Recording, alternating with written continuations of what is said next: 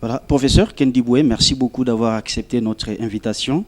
Nous assistons ces jours à une naissance massive des structures de soutien aux acteurs politiques et ces structures deviennent, après des partis politiques justement, et surtout en cette période préélectorale. Quelle est votre appréciation sur le plan politique d'abord et peut-être aussi sur le plan social?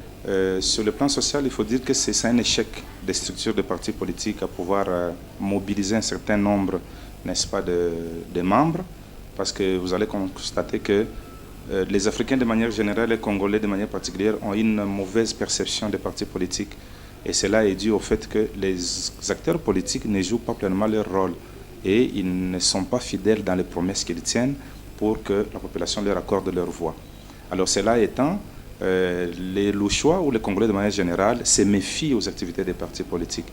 Parce que vous allez constater que depuis un certain temps, lorsqu'un acteur politique est sur le terrain ou lorsqu'il faut accueillir une autorité ou un acteur politique quelconque, on mobilise les gens non pas par conviction, parce que ceux qui y vont n'y vont pas par conviction, ils savent qu'en y allant, ils vont gagner quelque chose en retour.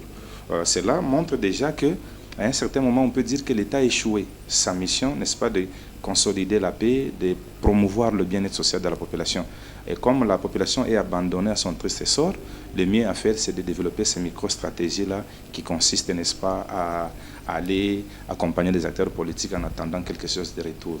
Et aussi, cela a un impact. Pourquoi? Parce que comme les partis politiques ne sont pas à même de mobiliser les membres, parce que si vous faites bien l'analyse de l'actualité politique depuis un certain temps, vous allez constater que quand vous demandez les partis politiques qui se disent être des grands partis politiques, qui mobilisent assez de gens, il ne suffit pas seulement de voir le grand nombre de personnes qui se présentent lorsqu'il y a une manifestation, mais il faut leur demander combien de membres ont des cartes, parce que c'est ce qui détermine effectivement un membre. Oui, donc on doit détenir la carte. Là, on est membre, sinon on est sympathisant, on est un simple militant.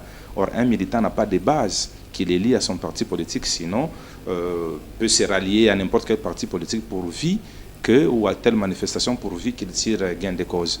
Professeur, concrètement, qu'est-ce qu'il faut faire pour maintenir ou pour mettre fin à cette prolifération, en même temps maintenir les politiciens au sein des partis politiques qui sont de référence? Ce qu'il faut, c'est que l'État doit d'abord restaurer son autorité, ça veut dire promouvoir le bien-être social de la population, parce que quand l'État est défaillant, que cela pose problème au niveau de la population.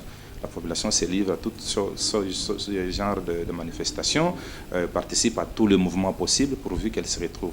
Et deuxièmement, il appartient aux acteurs politiques, notamment les élus du peuple, de faire en sorte que l'État restaure ou retrouve, n'est-ce pas, son autorité.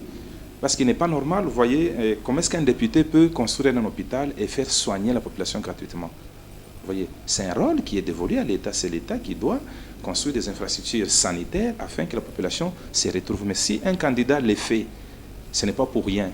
On peut l'acclamer pour cela, mais derrière ça, il compte aussi sur quelque chose. Je vous ai soigné gratuitement et il met la population des électeurs dans une sorte de dette morale. J'ai bénéficié des soins gratuitement et je dois pour cela, n'est-ce pas, accorder ma voix. C'est que là, il n'y a pas de liberté, comme on le dit, dans un processus démocratique, l'électeur doit être libre. Mais cette liberté-là, ce n'est pas seulement sur le plan physique, mais moral aussi.